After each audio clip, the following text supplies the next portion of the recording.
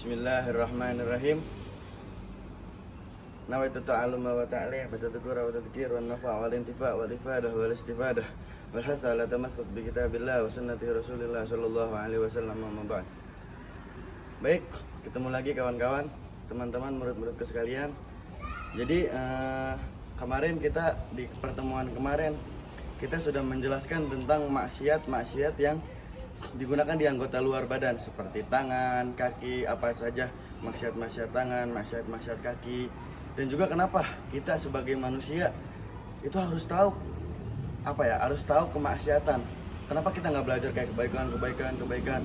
Karena kalau misalnya kita tidak mengajarkan atau tidak belajar mengetahui kejelekan, kemaksiatan, kita akan terjadi atau melakukan hal tersebut. Kenapa? Karena tidak tahu. Gitu.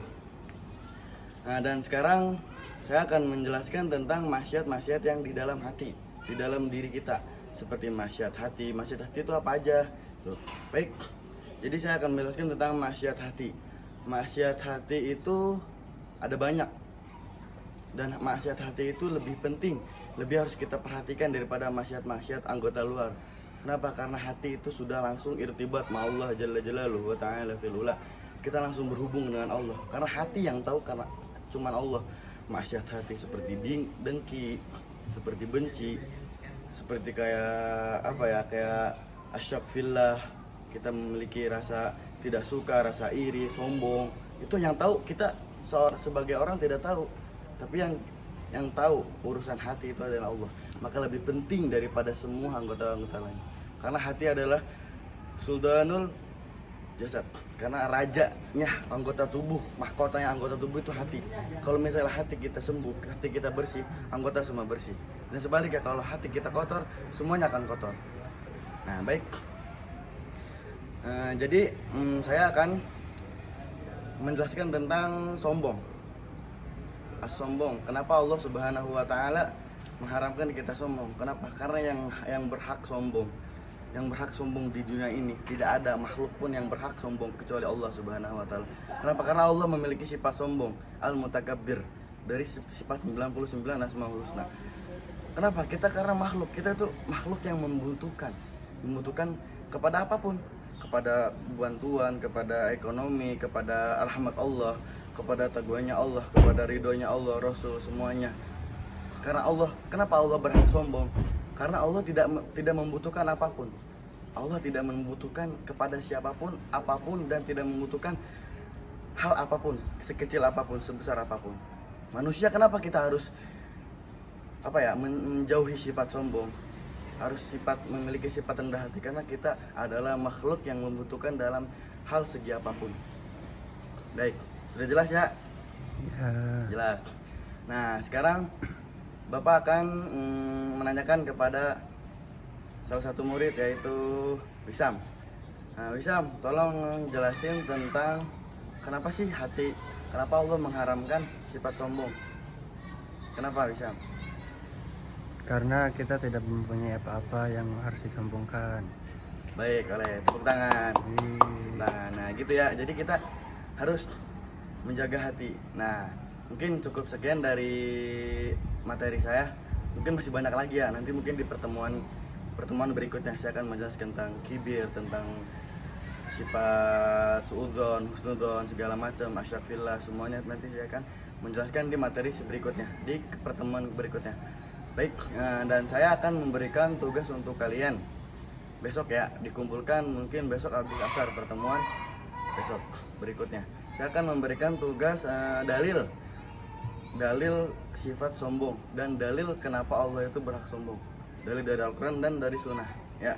Baik. Sudah paham kalian semua tentang maksiat hati? Mungkin cukup sekian dari materi yang saya sampaikan. Wabillahi taufiq wal hidayah. Wassalamualaikum warahmatullahi wabarakatuh.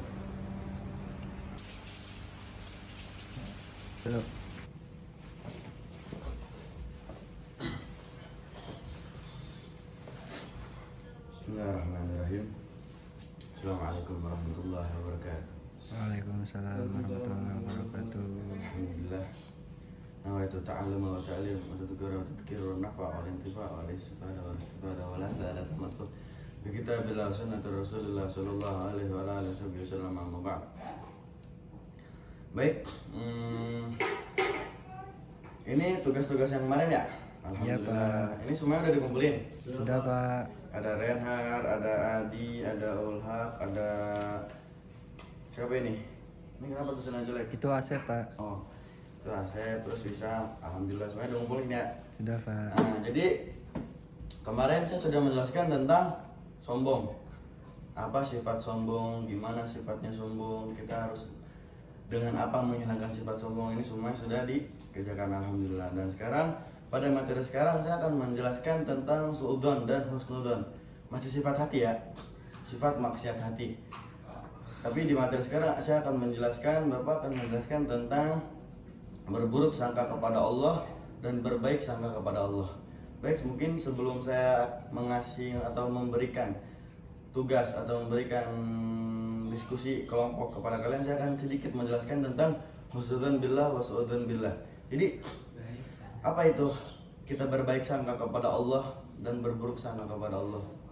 Jadi seperti mana Rasul sallallahu alaihi wasallam bersabda, "Khaslatan laisa fawqahuma syai'un min asy-syarr. Suudzon billah wa suudzon bi ibadillah. Wa khaslatan laisa fawqahuma syai'un min al-khair. Husnudzon billah wa husnudzon bi ibadillah." Rasulullah sallallahu alaihi wasallam bersabda, dua sifat yang mana tidak ada pangkat atau tidak ada ketinggian dari amal-amal, dari selain amal-amal tersebut adalah apa? Yang pertama, husnudzon bi ibadillah, berbaik sangka kepada Allah dan berbaik sangka kepada hamba-hambanya Allah, kepada makhluknya Allah. Dan dua sifat yang terburuk, yang paling terburuk dan tidak ada yang paling terburuk dari dua sifat tersebut adalah suudzon billah wa suudzon bi ibadillah. Kita berburuk sangka kepada Allah dan berburuk sangka kepada makhluk dan ibadahnya Allah Subhanahu wa taala. Nah, jadi kenapa Rasulullah sallallahu alaihi wasallam bersabda sampai menghukumkan sifat husnudzon itu kepada amal-amal yang terbaik? Kenapa? Karena semua amal itu tergantung dengan perasaan kita. Kita baik kepada Allah, kita sholat kepada Allah, gimana perasaan kita? Gimana rasa baik kita? Apa niat kita? Kebanyakan orang kita sholat, kita hanya mengingat Allah ketika kita ketika kita diberi bala atau diberi ujian, kita kehabisan uang, rezeki kita seret, baru ingat kepada Allah. Dan kita ingat dan kita balik kepada Allah hanya untuk apa? Udahlah, mungkin kita harus gini gitu, husnudzon. Mungkin ada lagi, ya Allah, ini kenapa sih kita seret banget rezeki, nyari uang susah, mati-matian, capek, cuman duit gitu aja, apakah Allah udah nggak sayang gini. Kita suudzon, kita berburuk sangka kepada Allah, itu tidak baik, itu sifat yang tidak baik. Maka dari itu kita sebagai makhluknya Allah, kita harus berbaik sangka, mau seburuk apapun kita, sejelek apapun kita, walaupun kita dari ahli maksiat, kita dari ahli zina, kita dari ahli khamar, meminum mabuk-mabukan, ahli judi, kita harus tetap husnudzon, berbaik sangka kepada Allah dan balik kepada Allah, bertaubat. Untuk apa? Kita mengerjakan semua tersebut karena ketika kita balik kepada Allah, kita harus husnudzon, kita harus berbaik. Allah ya Arhamar Rahimin, ya Arhamar Rahimin, Allah adalah Maha Penyayang. Seburuk-buruknya kita, sebejat, sebangsat-bangsatnya kita, ketika kita ingin pulang ke jalannya Allah, Allah pasti ingin terima. Allah pasti terima dengan senang hati dan buka pintu taubat untuk kita. Yang penting apa? Kita harus berbaik sangka kepada Allah. Kita berbaik sangka kalau kita bisa dan dikasih jalan oleh Allah untuk masuk ke pintu taubatnya Allah Subhanahu wa taala. Nah gitu. Dan berbaik sangka kepada orang itu apa? Tadi saya sudah jelaskan berbaik sangka tentang berbaik dan berburuk sangka kepada Allah dan kepada makhluknya itu gimana? Ya kepada orang-orang sekitar, teman-teman kita, keluarga kita, khususnya orang-orang yang wajib kita taati seperti guru kita, seperti orang tua kita. Kita harus husnudzon. Orang tua kita ngarang, nggak boleh main HP. Apa sih itu orang anak-anak lain boleh megang HP, pacaran, kita nggak boleh. Apa sih orang tua? Coba kita dilahirkan. Banyak orang mikir gitu kan. Coba kita dilahirkan di orang tua ini kayaknya enak ya, dikasih HP, boleh pacaran ini. Kita harus nggak boleh berburuk sangka. Karena kenapa? Karena kita harus terus berbaik sangka kepada orang tua maupun siapapun, khususnya orang tua, Kenapa? Karena orang tua kita sayang. Orang tua tidak melarang kita dalam suatu hal, tidak memarahi kita dalam suatu hal, bukan dari sifat benci, bukan dari sifat benci, tapi dari sifat kasih sayang kepada kita dan yang lainnya, dan kepada teman-teman kita. Oh, kita dibully, kita ini, kita tetap sabar. Kita nggak ada ruginya kok. Kita mau bener sangkaan kita kepada orang, mau salah kepada sangkaan orang kepada kita tidak akan rugi. Kita baik kok orang gini-gini, tapi ya apa ya? Hakikatnya enggak. Kita nggak rugi, dapat pahala iya, dapat rahmat iya, dapat tasbihatul qulub iya. Walaupun hakikatnya tidak sesuai dengan harapan kita, sesuai dengan sangkaan kita. Nah, itu dari sangkaan baik dan buruk kepada orang-orang. Nah, mungkin cukup sekian dari saya menjelaskan tentang husnudzon billah wa suudzon bi ibadillah. Nah, baik, jadi sekarang saya akan membagikan kelompok. Di sini ada 6 orang ya. Mungkin saya akan 8 orang ya? 8 orang. Mungkin nanti saya akan bagi 4 kelompok. Renar sama yang samping-sampingan aja, Renar sama Adi, terus Wisam sama Uhak, terus siapa namanya Danu sama Dera, atau Ulhak sama Dera. Yang penting 8 kelompok. Nanti berarti 4 kelompok berarti ya, 2-2. Berarti ya, nanti 2 tentang menjelaskan atau membuat PPT makalah tentang husnudzon billah, berbaik kepada Allah dan berbaik sangka kepada hambanya Allah, dan 2 kelompok lagi tentang berburuk sangka kepada Allah dan berburuk sangka kepada makhluk-makhluknya Allah. Nah, mungkin nanti besok dikumpulin ya PPT makalah ya. Insya Allah mungkin cukup sekian dari materi yang saya sampaikan. Kurang lebihnya mohon maaf. Wassalamualaikum warahmatullahi wabarakatuh. Waalaikumsalam warahmatullahi wabarakatuh. 3.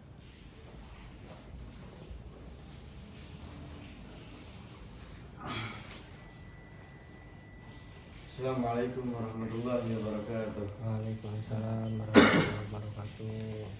Nama ta'ala wa ta'lim wa tadhkira wa tadhkir wa nafa' wal intifa' wal ifadah wal istifadah wal hatta la tamassuk bi kitabillah wa sunnati Rasulillah sallallahu alaihi wa alihi wasallam. Pertemuan sekarang ini ya, presentasi. Kelompok berapa sekarang? Kelompok 1, Pak.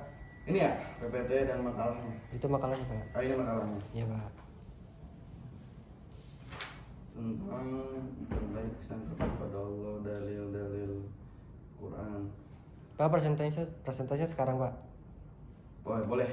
Nanti saya Jadi sekarang kelompok 1 ya, presentasi tentang berbaik sangka kepada Allah dan berbaik sangka kepada makhluk-makhluknya Allah. Baik, mungkin boleh silakan kelompok 1 dipersilakan.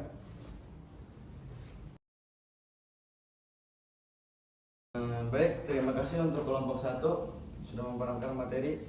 Di sini referensi sudah bagus, sumber-sumber segala macam sudah bagus. Alhamdulillah, tepuk tangan untuk kelompok 1. Nah, baik. Mungkin ini kelompok 1 tentang husnudzon billah, husnudzon bi ibadillah, tentang berbaik sangka. Ini mungkin ini kurang ya, dari dalil hadisnya belum disebutkan di sini. Ini baru dalil Al-Qur'an dan dalil Al-Qur'an di sini. Nanti mungkin diperbaiki lagi, tapi ini sudah bagus, alhamdulillah. Dan mungkin nanti untuk kelompok selanjutnya mungkin nanti ditulis ya dan dijelaskan tentang dalil dari Al-Qur'an dan dalil hadis dua-duanya ya. Siap, Pak. Alhamdulillah, dan kelompok 1 sudah selesai. Mungkin besok kelompok 2 tentang suudzon ya. Tadi tentang husnudzon, dan besok pertemuan berikutnya kelompok 2 tentang suudzon, berburuk sangka kepada Allah dan berburuk sangka kepada makhluknya Allah Subhanahu wa taala. Baik, mungkin cukup sekian dari pertemuan kali ini. Wabillahi taufiq wal hidayah. Wassalamualaikum warahmatullahi wabarakatuh. Waalaikumsalam warahmatullahi wabarakatuh.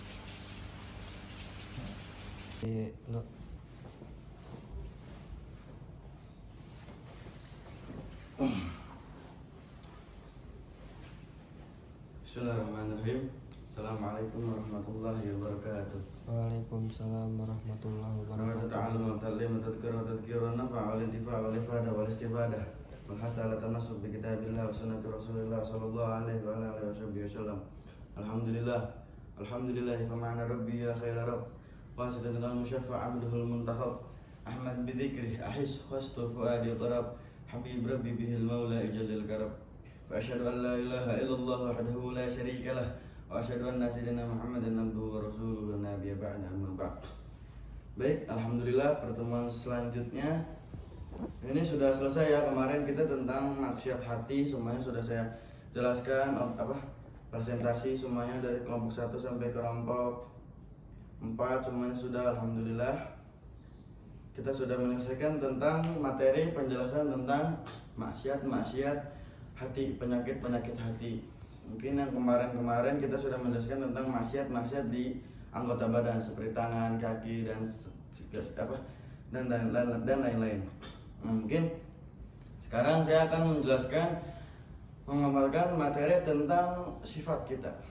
Kita sudah mengetahui baik buruknya kita dari anggota badan, dari dalam diri kita, hati, pikiran, semuanya, jiwa, hubungan kita kepada Allah, semuanya kita sudah tahu, sudah kita pelajari. Dan sekarang sifat kita akhlak, yang dimaksud dengan akhlak dan adab. Karena kenapa? Itu sangat penting. Ketika kita sudah tahu bagaimana tentang benar baik buruknya kita tinggal ngelakuin. Kalau misalnya kita hanya ngelakuin tapi tidak tahu dasarnya, kita bakal tidak tahu nanti arahnya kemana. Oh, kita buat baik, nggak tahu apa ini baik kah, ini buruk kah, kita nggak tahu. Walaupun kita, tapi tidak setiap kita anggap baik itu baik dalam syariat atau baik dalam Allah gitu.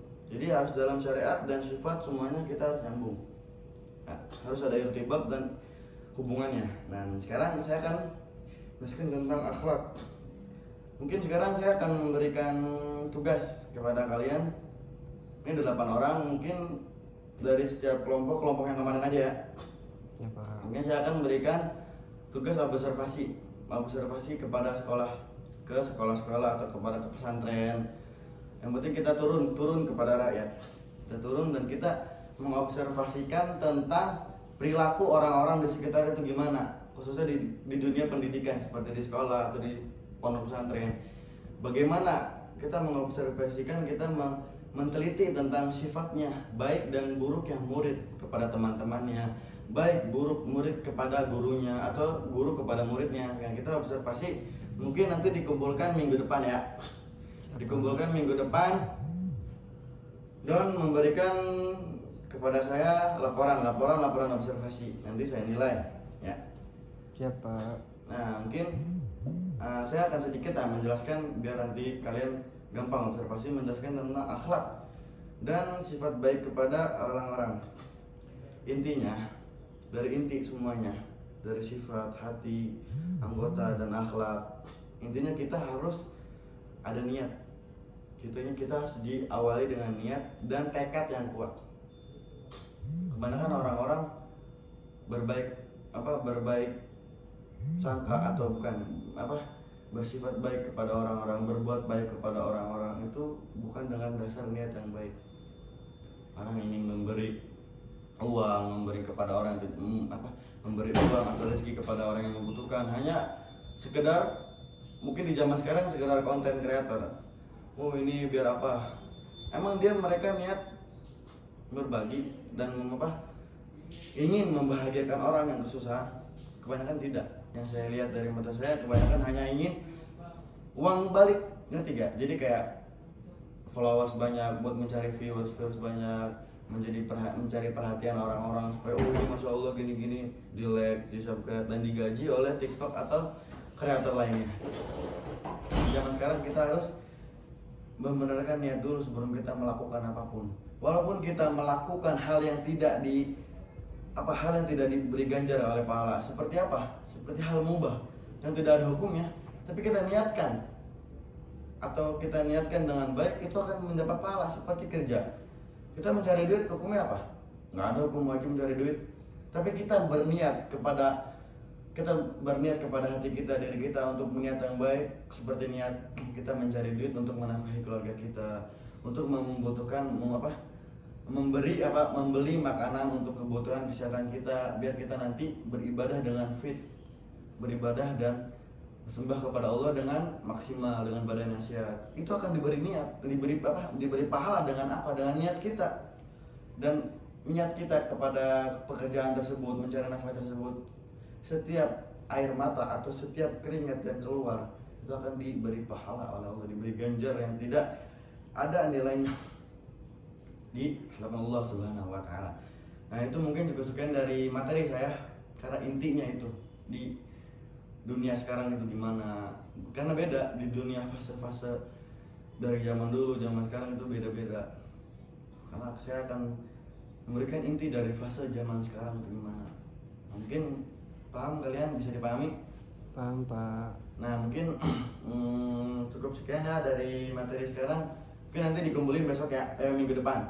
Observasi kepada sekolah tentang menaruh sifat atau meneliti sifat observasi sikap orang-orang sekitar, murid kepada guru, guru kepada murid, ya segala macam. Nah, mungkin cukup sekian dari saya. Wabillahi taufiq wal hidayah. Wassalamualaikum warahmatullahi wabarakatuh. Waalaikumsalam.